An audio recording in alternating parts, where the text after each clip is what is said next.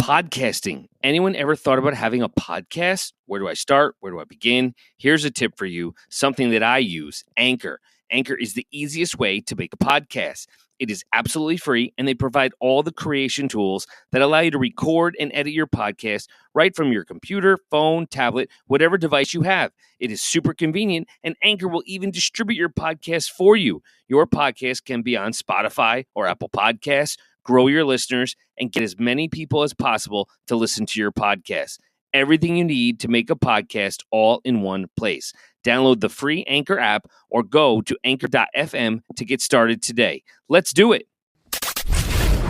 Shows are individually owned and opinions expressed may not reflect others. Welcome to the Edventures in Tech podcast. Talking the latest tips and trends in educational technology to innovate and engage your students. Here are your hosts, Andrew and Dan. Welcome to episode 18 of the Adventures in Tech podcast. My name is Andrew. My name is Dan. And we are excited that you are joining us once again on this adventure. As always, if you like the content, please help us out by providing feedback and a rating on wherever you get your podcast from. We greatly appreciate your support. Lots of things going on. It's just that busy time of year, Dan. It's like meat and potatoes time, I always say. Meat and potatoes. Right? So I'm already off the rails. Corn beef and cabbage. There we go. There you go. Sloppy Joes. Before we get to our classroom updates, Dan, remember I started our whole new thing, and I really have one for you this week, a Would You Rather. Okay. All right, are you ready for this? Just bring it. Okay, so I got to get my notes. I lost it. All right, I think I know what you're going to say. Uh-oh. So would you rather be able to fly or be able to teleport? I think I know your answer. What do you think I'm going to say? I think being your background in history, you're going to teleport, man. You want to be at those events in history. No, maybe not. I mean, yeah. You fly when you run, so what's the point, right? I don't fly. I stumble. Well, I've witnessed that too. I'll be. But I don't know. That's interesting because if you can, I mean, can you teleport or like time travel teleport? Yeah, teleport time. Yeah, that's what I'm talking about. Well, then, yeah, I would definitely like to teleport. Right? Witness events in history. Declaration of Independence. See, I was going there. Absolutely. See, I think teleport would be really cool. Yeah. Flying's cool, too, but. It was actually really funny. We were doing this over the weekend when I got to see my niece and nephew. And my nephew, we kind of had a similar thing. And he said, oh, yeah, I'd like to go to the future. Like, oh, yeah, where would you like to go? He's like, 2025. Like, all right. Okay, that's a big jump. A lot of things can happen in 3 years. That's it. Right. And how old nephew? He's in 4th grade. All right. Well, hey, middle school years. There you go. So, not a whole lot going on in classrooms. We've been so busy with just a whole slew of projects just in general, since our last episode. I know you have something big that I'm going to let you talk about in a minute, Dan. We're doing some word clouds with some second graders. So that's been fun. Obviously, a lot of green screen projects and a lot of video creation, podcasting. All of those things are ongoing in our district. But, Dan, you have something exciting going on today. Yeah, today I'm just going over to one of the high schools. It's an animal science class. And, originally the teacher wanted to connect with some experts in the area and was looking around and finding all these options to connect with things like the Bronx Zoo and so forth. But, of course, all these virtual field trips could tend to cost a lot of money. And then taking inspiration from our Ditch Summit and John Stamos, I said, hey, why don't we just reach out to experts in the area and see if we can connect with them? And that's what we did. There's a local zoo in the area. We just reached out to the director of the zoo, and he was more than excited. And then instead of just setting up a web conference, he's coming in and speaking with all the classes today. So I thought, nothing ventured, nothing gained, right? It's kind of like all these things. Like, why do we have to wait for something to happen, or make your own things happen? Can't hurt to ask. Forge your own path. That's it. And what's great with what you just said is, so this is great that this individual is coming in and we're able to have that happening again in classrooms. But again, even if this individual couldn't come in person, that virtual thing, since that's something good that's come out of, the last 2 years pretty much, where we now can have the accessibility Right. to connect with all these experts from anywhere in the world. So it's great. So, I mean, just, to our listeners out there, reaching out to authors of books that you're reading. Yeah. Just reaching out to experts in the field, utilizing social media, and putting things out there, or create it for your students to engage them. Like, hey, we want to reach out to an expert. You compose the email. You reach out. What would be the best avenue of doing it? I think would be really empowering. And I'm sure, like most people really feel valued when they're asked to participate in something. So reach out. Yeah, absolutely. The other thing I did want to mention that I forgot that was coming up, so it's almost like the culminating project, Dan, and I hope you're ready for Monday because mini golf. We had talked a lot about mini golf, but now the kids are actually playing mini golf without the robotics. We're going to a local mini golf course. The owner was fabulous and said, yeah, come on by and have these kids, after they've created their own mini golf holes, now let them play mini golf. So that's finally coming to fruition on Monday. So I'm excited about exciting. that. So get your putter ready, Dan. All right. All right, let's talk weekly windup. Google has had a couple updates. And, Dan and I were just messing with some stuff in Google, and we hit a frustration point, but we'll figure it out. We'll get through that. But the email draft template in Google Docs, we always talk about having those templates. And so basically, Google has announced it's going to be easy to collaborate on an email draft in Docs with the new email draft template. You mentioned people with those smart chips, right? Yep. Using that at menu. They're really, boosting up those smart chips. Up in their games. I like them. I do too. I do like them, And it always, when you do tab and you get the person's name and you hit the at symbol, and then it automatically reminds you to make sure they have the correct sharing permissions. Yep. So, but it's great. You mentioned the people in there, and then you don't have to remember their email. You collaborate on the message body using comments and suggestions. When ready to send, click the button that's shown alongside an email draft. The Gmail window pops up. The email feeds automatically populate.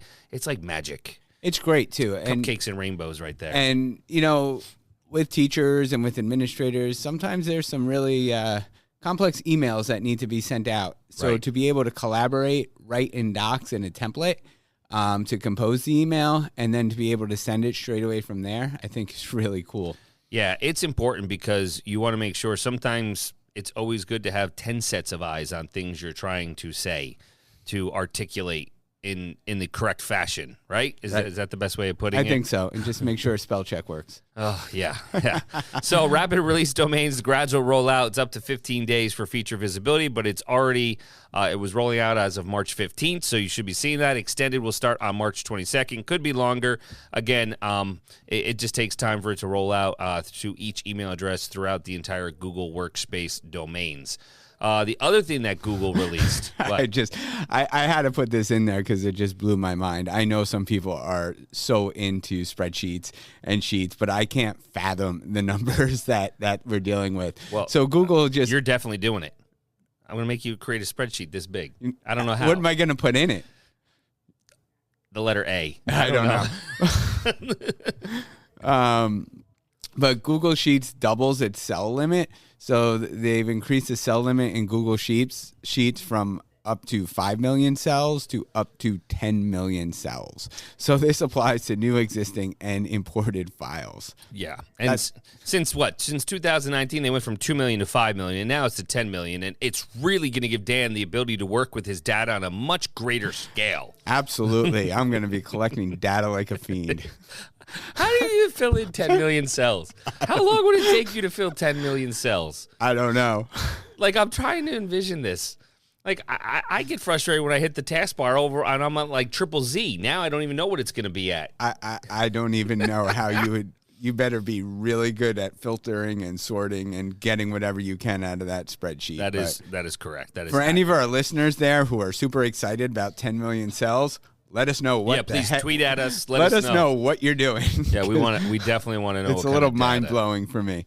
It is. That is. But hey, you know what? Some people need it. So Google always making sure they're helping everybody out. Now I think of all those coding games we do in Sheets. So maybe it would come into play there. Let's see what Flippity does with 10 million cells now. All right, moving on. So this was something cool, of course, from our good friend Matt Miller. Customized email newsletters for every kid with Google Forms. So we talk about really, I don't want to say differentiation, but customizing. It could be, but customizing those newsletters to send home for each student. I mean, as a parent, I think that would be so powerful. I'd be like, mind blown. Like, how'd you know they had to customize that directly for my student, for my child? I think it all goes to the magic of Autocrat. Yeah. I love Autocrat. There's so much that we've improved workflow by able to use that feature. Right. And that's another whole episode. We could. I think that's forms. Let's talk forms. We can talk forms. We'll put that on, especially Autocrat with forms, as Matt Miller introduces here. So by putting in information in a Google form, you can use Autocrat to put it into any type of document. So if you have a template for a newsletter in a Google Doc, it will automatically insert the various information from the spreadsheet from the form. So that's a great way of personalizing things. And that'll be all 10 million cells, Dan. 10 million. So if you have to send out 10 million newsletters, that's crazy. You're covered. Yeah. So, so he goes through the steps with this, and, you pretty much design your newsletter as you always do with Google Docs. And he's it's very laid out, very simplified for you for the tags. And then you get to pretty much go whether you use forms or sheets and so forth and go through. There's a ton of information in here, but it is something, and this is definitely an episode we can talk about, but this will be great so you don't have to backpack home those newsletters, because the copiers are always breaking, let's be honest, I mean, it's just they overheat. So we'll basically, this will be automatically shared to the parents. You're doing your part with the environment, with the families, and then they get this customized newsletter specific to them. It's great. I would definitely try it on a really simple level. Create a simple form, insert some information, and try the Autocrat add-on to put that information into a doc. You can also use, kind of going just a little bit off right here, but you can use Autocrat to take information and put it into a Google slide as well. So if you're doing award certificates for your students, you can create a template in Google Slides and then collect all the information in a form for the student names, and it will automatically populate their names into your template or whatever information you want to go through. So you don't have to go in and, create a 10 million long slide deck of different names. So, yeah, Autocrat, definitely something you want to check out. We'll post the link for the customized email newsletters post from Matt Miller in the show notes. So the next up thing we want to talk about is from Casey Bell. Shake it up. That's it, Dan. Shake it up. And basically, she has she's got a post about free lesson plans and resources that many educators aren't using, but they should be. And a whole slew of options. And it's basically OER, so open educational resources. And there's a ton of them. And, Casey Bell does have her Shake Up Learning blog. So if you are not familiar with it, you should definitely check it out. She has a lot of great things for using Google, and for all you spreadsheet users, she's like a spreadsheet guru, and she writes her own scripts and does all these great things to really help empower students in the learning environment. So definitely, follow Casey Bell on Twitter and check out her Shake Up Learning blog. But she definitely does have some great resources of things that we should be using. Yeah, a few of those websites that you said to find those resources for your classroom: OER Commons, Open Sci-Ed, Fish Tank, Open Up, and GeoGebra, which is all strict with math. Mm-hmm. And it's only 1 million free activities, Dan, not 10, so don't get too excited over there for GeoGebra. But there's a bunch that's in there. She goes through each one. Oh, and I forgot, I got to pronounce this, Hapara? Okay, I missed that one. It says, how can Hapara help? It's basically provides educators with a digital backpack, integrates with Google Classroom for a more streamlined experience, which will then ensure that all resources are viewable on any device. So that's cool. Right. And so all these open ed are just, free access to all these different instructional materials. So, she definitely does highlight some things with science and math, because I think that's in her wheelhouse. So, but if you're looking for those activities that you can use digitally with your students, be a great part to put into choice boards which we'll probably talk about in a little bit. Yep. But the more resources you have, I think the more you can design valuable learning environments for your students. Yeah, and I was just clicking around in like the GeoGebra. It's like I'm looking at one, introducing double number line diagrams. It gives you the standard, it gives you the lesson, the practice. Everything is right in there. And again, they're free.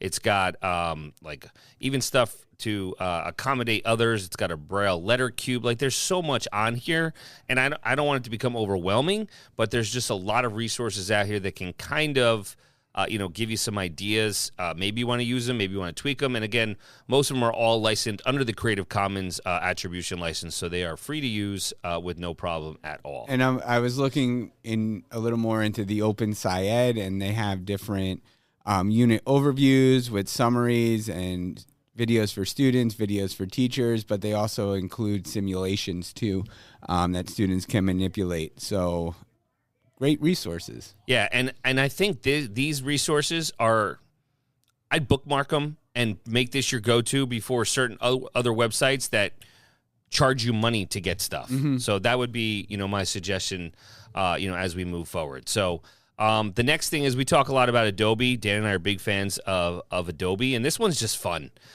You talk about gamifying classrooms, rewards. This makes it pretty simple. Adobe has an Express component in their Creative Cloud Express where you get to pretty much design a logo. Right. So they've kind of just built this out a little more. It was kind of always there in Adobe Spark, but it was a little bit, different to get to. So I think as their new Creative Cloud Express, as they're using that, they're really making some great features to it. So I love this idea of a logo maker. It's a great thing for students as they're going through maybe a design thinking process and they're looking at branding their group or their project or whatever they're doing. I think there's a lot that goes into the idea of making a logo that's very valuable. Yeah, and pretty much as you go through it, I know it's in beta and everything, but you put your three components in, you decide a style, and then you get to choose a free icon for it, and then you hit next, and then it automatically gives you like a whole slew of options of logos that you can then do. So you can call it your classroom, maybe it's a specific unit, a specific topic, idea, SEL, whatever works, and then you have those logos, and as we mentioned before, you can then share them out digitally, and students can collect them, or you can print them as well, whatever works for you based on your learning environment. All right, let's bring Matt Miller back. I know. I was about to say we're going back to Matt. We love Matt. We're actually working, as we said, to get him on the podcast. So stay tuned for that. Yep, but we just have to find a good time that works. He's a busy dude. He's a busy dude. No problem. No doubt about it. So 10 ways to improve students' long-term learning. He has a whole blog article about it, and it says, research has a lot to say about improving students' long-term memory. He's got 10 ideas you can use in class. The first one, Dan, is retrieval. All right, so when he looks at retrieval, he says, when we think about learning, we typically focus on getting information into students' heads. The problem is that these methods only lead to short-term learning. And I think that's a lot of what we do. Like, kind of we fall into that trap as teachers, especially as it's coming down to like crunch time for exams, state exams, assessments. That like, well, if we tell it to the students, if we get it there, if we have them write it down and take notes, it's going to get into their heads. But is that really allowing them to create the synapses and the connections to be able to retrieve it after that moment? Yeah, so he keeps going on. And again, this is, I think, going to be a good chapter, so to speak, in his new book that we had previously mentioned, Efficient Teach, right? Would teach better and save time for what matters most. So he has the 10 chart. He's got an infographic here from Ditch That Textbook and his blog. And in, number 1, brain dumps, free recall of learning. Number 2, recall 2 things you learned today. Number 3, retrieve taking instead of note taking. Number 4, use student-produced quizzes. I think that's a great one. I love that. 5, lead students on guided conversation. 6, use the now, then, way back protocol. Mm-hmm. So there's your teleport, Dan, right there. There we go. Number 7, encourage students to self-test. 8, visual strategy like sketches or infographics, so bringing in that sketch noting component. 9 is the retrieval mapping to show connections. And 10, end class with a whiteboard exit ticket. And he means whiteboard like one of those whiteboards that right. you assign to a classroom. So I think the whole idea about it is just doing some exercises. They're basically like brain exercises that you can incorporate with your students to really work on that long-term memory aspect for students. Yeah, and as we just went over those 10 ways, Matt goes in depth with templates, forms, slides, PowerPoint if you're in the Microsoft world, articles, all kind of downloads for the PDFs. He shows you how to create these student-created quizzes. The guided everything's given to you. He is basically giving you a file cabinet of files that you can use for these 10 ways. So it's great. I love it. Maybe we should start our next episode with a brain dump. I'm just gonna stop talking before I finish that sentence. That could get bad. That could get ugly. I just there's my filter. All right, so I know we had talked about choice boards, and we wanted to kind of wrap up the conversation on choice boards because we're big proponents of choice boards, and we had the opportunity to meet Jake Miller a couple years ago at ISTE, and Jake is he's a really nice guy as well. He was hosting a podcast. Very sad to hear. Not sad. It'll be back. But he with everything going on in life as a dad, and we feel the same thing. It's a lot to put all of it together, bring it all together, as well as doing normal jobs, dad jobs, everything else, running 55,000 miles.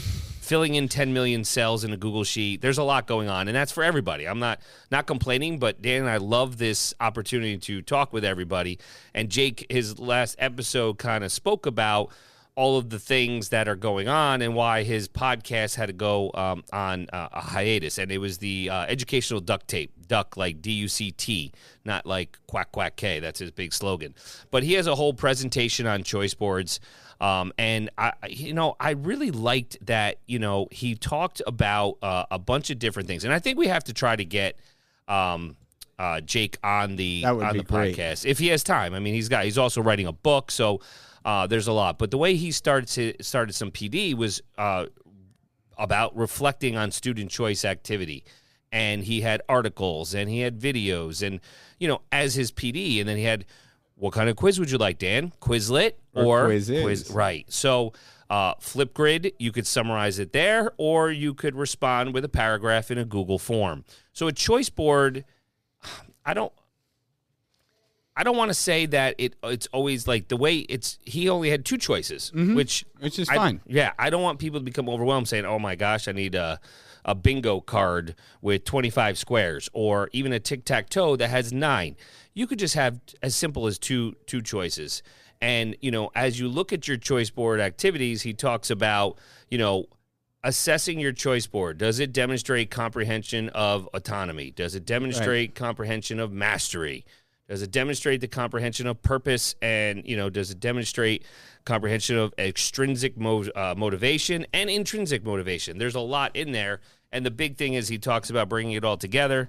How does it connect to the concepts to classroom for instructional practices? And I think, leading into the assessing the choice board activity. So, we talked on a previous episode about choice boards. We got a lot of feedback and questions about choice boards and implementing them. And then there was also a lot of questions about, all right, how do I assess the student work in the choice board? So you really have to think about what is the purpose of choice that you're giving. So, we always want to look at UDL, the Universal Design for Learning, and provide multiple opportunities for engagement and multiple opportunities to demonstrate understanding.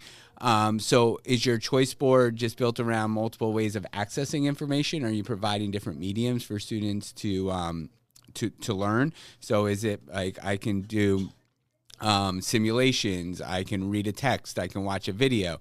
So are you providing those choices there for students to access information? And then also, are you providing choice on students demonstrating their understanding? So, I love how Jake keeps it simple. I'm like, you can talk about it or you can write about it. Very simple right there. But then again, it would, and we've worked with a bunch of teachers who do integrate that on a regular basis.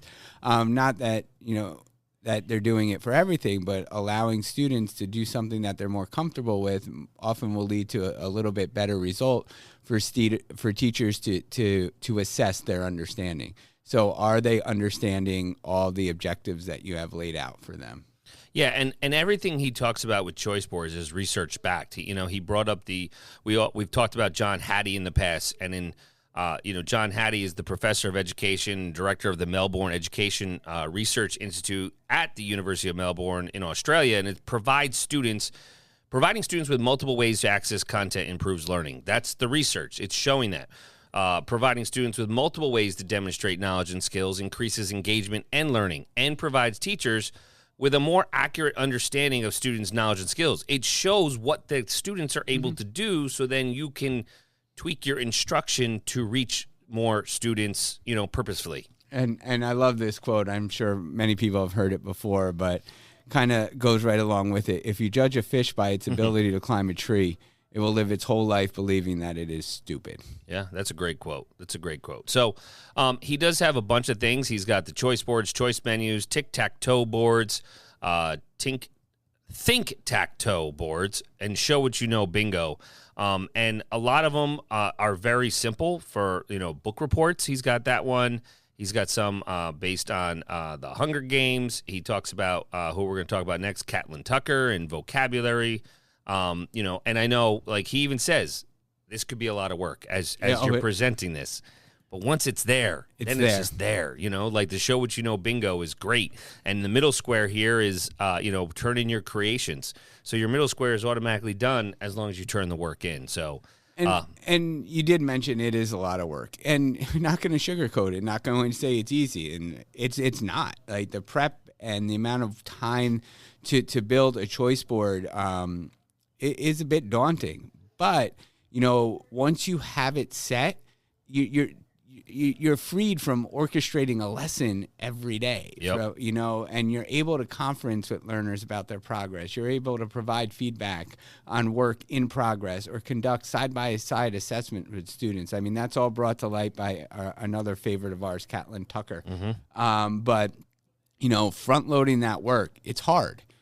So I would say don't try and take a whole unit and build your choice boards around a whole unit. Take a specific lesson or lesson activity, start putting the choice in, and see how students can self-manage in that environment, and how you can then provide the interventions that you need to with individual or small groups of students while they're engaged in the learning. Yeah, and often, Dan, we get asked, where do I start? How big does it have to be? I don't know what to do with creation-wise, and Jake really addresses that. It doesn't have to be a 3x3 grid. He's got something called the learning buffet, where it goes appetizer, side, entree, dessert, and that pretty much takes a full hour, right? He gives you 10 minutes for the appetizer, 10 minutes for the side, 30 minutes for your entree, and then 10 minutes for dessert, and that's a longer period. He's got bingo. They've got digital cafes that, Tommy Spall, who we've actually connected with years ago, where he had his whole Fortnite digital menu for student creation. Like there's a lot, and you can create it in anything. Google Docs, slides, Wakelet, a website, Google Classroom, whichever tool that you want to present it in to your students, it's completely customizable. And it's great for every subject area. So, starting, and I was mentioning before, starting small, but really thinking about the purpose of the choice that you're giving. I kind of mentioned that earlier, but Catelyn Tucker references 5 types of choice boards you can think about when you're looking at creating. You can look at standards aligned boards, strategy specific boards, thematic boards, review and practice boards, or project or performance task boards.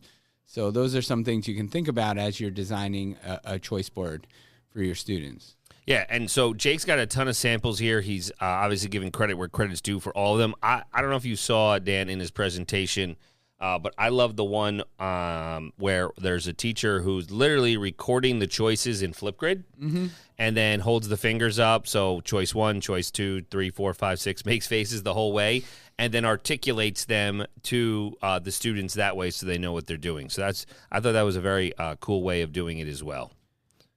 And I think one of the powers that technology brings into this is students are going to have questions along the way. Yeah. And I'm sure the more you do it, the more you're going to recognize that those questions are quite similar.